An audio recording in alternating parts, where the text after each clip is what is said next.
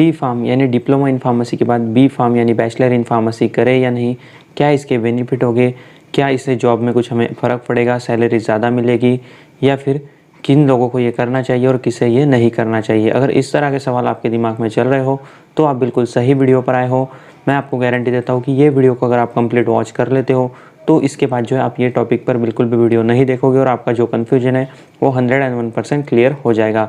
अगर ऐसा नहीं होता है तो आप इस वीडियो को पूरा देखने के बाद इसे डिसलाइक भी कर सकते हो, बट मैं आपको ये गारंटी दे सकता हूँ क्योंकि मैंने खुद ने जो है डी फार्म बी फार्म दोनों भी जो है मैं कर चुका हूँ। मेरा खुद का एक्सपीरियंस और अदर सभी लोगों से जो भी मैंने पूछा है, जो फीडबैक मुझे मिला है, उसके अकॉर्डिंगली जो है ये कंप्लीट वीडियो मैं बना रहा हूँ।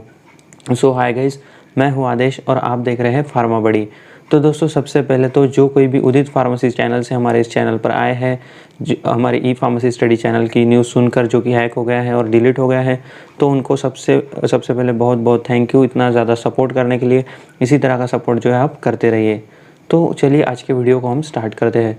तो सबसे अब कई लोगों के दिमाग में एक सवाल चल रहा होगा कि अभी तक जो है हमारे एग्ज़ाम के बारे में ही हमें पता नहीं चला है कि होगी कि नहीं होगी, होगी तो कब होगी।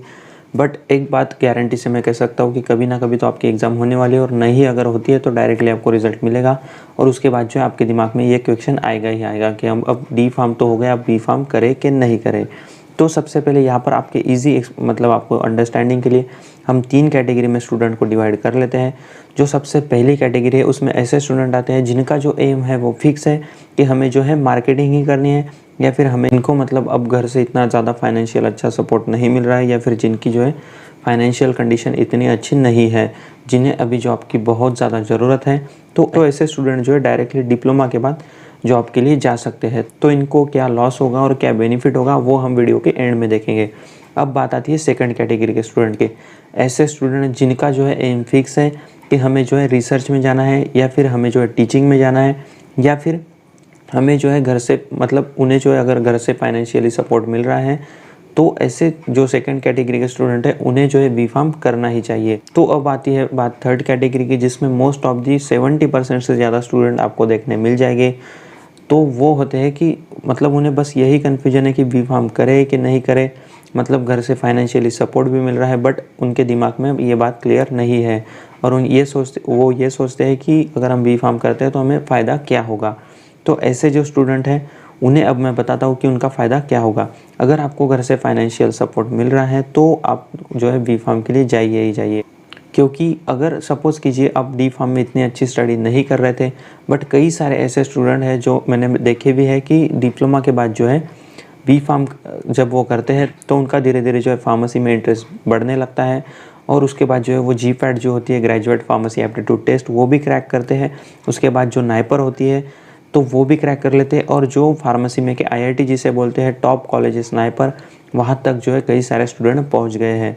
तो मैं आपको फिर से एक बार और यही रिपीट करता हूँ कि अगर आपको घर से फाइनेंशियल सपोर्ट मिल रहा है तो और आपके दिमाग में ये कन्फ्यूजन है कि हमें फ़ायदा क्या होगा बी फार्म का, तो आप जो है ज़रूर से बी फार्म करिए और देखिए कि आपका इंटरेस्ट बनता है या नहीं।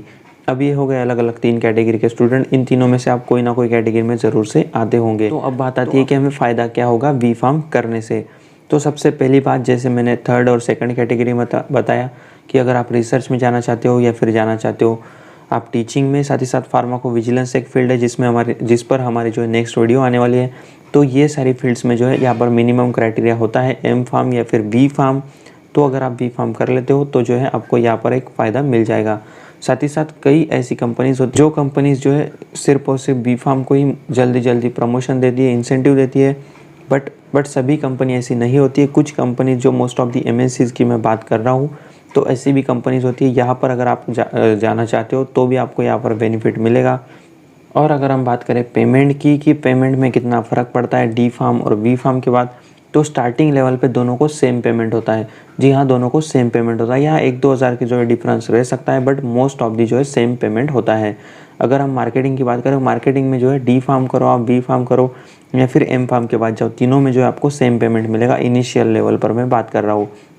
बट यहाँ पर फ़ायदा ये होता है कि जैसे मैंने अभी आपको बताया कि मोस्ट ऑफ दी कंपनी जो बी फार्म या फिर एम फार्म वाला जो होता है उसे अच्छी पोस्ट देती है, जल्द से जल्द जो है प्रमोशंस देती है, और जो डी फार्म के कंपैरिजन में बी फार्म वाले को जो काम मिलता है वो भी थोड़ा अच्छा होता है। तो ये फ़ायदा आपको बी फार्म करने का हो जाएगा। बट सेकंड चीज़, जैसे मैंने स्टार्टिंग में बताया था कि जो फर्स्ट कैटेगरी के स्टूडेंट थे जो डी फार्म के बाद जॉब कर रहे थे, तो उनको यहाँ पर सबसे बड़ा बेनिफिट ये मिलता है कि सपोज़ कीजिए हम एग्जांपल से एक समझ लेते हैं कि एक ए स्टूडेंट है और ये एक बी स्टूडेंट है। जो ए था जिसने जो डी फार्म किया 2015 में, उसका डी फार्म कंप्लीट हुआ 15 में, और उसके बाद जो है वो डायरेक्टली प्रोडक्शन के लिए जॉब में चला गया। अब जब उसने स्टार्टिंग की थी तो वो की थी 12,000 से, और उसका जो 3 साल के लिए वो काम कर ही रहा है। अब जो बी फार्म वाला जिसने बी फार्म किया 2015 से लेकर 2018 तक के, अब ये 3 साल में ये बी फार्म करके जब पास आउट होकर बाहर निकलता है और जॉब के लिए जब अप्लाई करता है, तो इसे जो है स्टार्टिंग करनी होगी 12,000 से।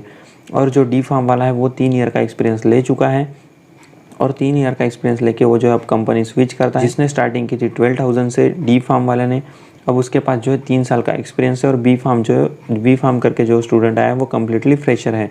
बट इस जो डिप्लोमा वाला है उसके पास एक्सपीरियंस होने की वजह से जब वो कंपनी चेंज कर रहा है तो वो जो है 20 या फिर 25,000 की भी डिमांड कंपनी से सैलरी के लिए कर सकता है, और एक्सपीरियंस होने की वजह से उसको वो मिल भी जाएगी। तो अब ये बेनिफिट जो है डी फार्म करके जो जॉब करते हैं उनका होता है। बट आप अब ये मत सोचिए कि आप डायरेक्टली जो है डी फार्म के बाद ही जॉब को चल जाएंगे। जैसे मैंने आपको 2 बार ये चीज़ बताई कि अगर आपको फाइनेंशियल सपोर्ट मिल रहा है तो आप बी फार्म करिए ही, क्योंकि कुछ ऐसी कंपनीज होती है जिसमें जो है आपको यहाँ पर मिनिमम बी फार्म क्राइटेरिया लगाया गया होता है जल्द से जल्द प्रमोशन होने के लिए। साथ ही साथ अगर इस दौरान बी फार्म के दौरान 3 ईयर में आपका कभी भी अगर आपका इंटरेस्ट बन जाता है तो जैसे मैंने बताया आप नाइपर तक के पहुँच सकते हो, या फिर नहीं भी नाइपर में जाते हो तो कई स्टूडेंट जो है डी फार्म के बाद बी फार्म भी नहीं करने का सोचते हैं, बट वो बाद में उनकी सोच बदल जाती है, वो बी फार्म भी करते हैं, एम फार्म भी करते हैं और टीचिंग में चले जाते हैं, ऐसे भी। तो फिर एक बार मैं आपको एक बता देता हूँ कि अगर आपको फाइनेंशियल सपोर्ट मिल रहा है और आप 3 साल रुक सकते हो जॉब के लिए तो आप जो है बी फार्म के लिए जाइए। बट अगर आप फर्स्ट कैटेगरी में आते हो और आप जो है डायरेक्टली डी फार्म के बाद भी बी फार्म करते हो तो इतना बड़ा यहाँ पर इशू नहीं होगा। ऐसा सोच रहे हो कि आपको फाइनेंशियल सपोर्ट भी मिल रहा है, बट जो बात मैंने बताई एक्सपीरियंस की, उसके लिए अगर आप सिर्फ और सिर्फ अगर आप उसके लिए बी फार्म नहीं कर रहे हो कि आपको डी फार्म के बाद एक्सपीरियंस मिल जाएगा, तो एक बात मैं आपको फिर से बता देता हूँ कि कई बार जो है ऐसे भी स्टूडेंट होते हैं जो डी फार्म के बाद जॉब कर लेते हैं 1 या 2 साल, और उसके बाद जो है उन्हें वहाँ पर सेटिस्फैक्शन नहीं मिलता है, और फिर जो है वो फिर बी फार्म करने के लिए आते हैं। बट जब वो फिर से बी फार्म करने के लिए आते हैं, जो गैप वहाँ पर गिर जाता है, तो गैप गिरने की वजह से जो है बी फार्म करने में उनका इंटरेस्ट नहीं बनता है, फिर जो है कुछ सब्जेक्ट बैक लगते हैं और कंप्लीट जो है वहाँ पर उनका करियर थोड़ा ख़राब हो जाता है। तो ये सब अगर आप नहीं होना चाहते हो तो अपनी कौन सी कैटेगरी आपकी यहाँ पर बनती है वो आप डिसाइड कीजिए, और जो है आप उस हिसाब से अपना आगे का काम कीजिए। आई होप आपको जो है अपना कन्फ्यूजन इसके बाद क्लियर हो गया है। अगर इसके बाद भी आपको कन्फ्यूजन है तो जो है आप वीडियो के नीचे कमेंट कर सकते हो, या फिर मुझसे अगर आप बात करना चाहते हो तो मेरी इंस्टाग्राम आईडी आपको यहाँ पर दिख रही होगी, वहाँ पर जो है आप कांटेक्ट कर सकते हो। उसके बाद हम जो है कॉल पर भी बात कर सकते हैं। तो ये वीडियो यहीं तक थी। आई होप आपको पसंद आई हो। मैं मिलता हूँ आपको एक अच्छी नेक्स्ट वीडियो में।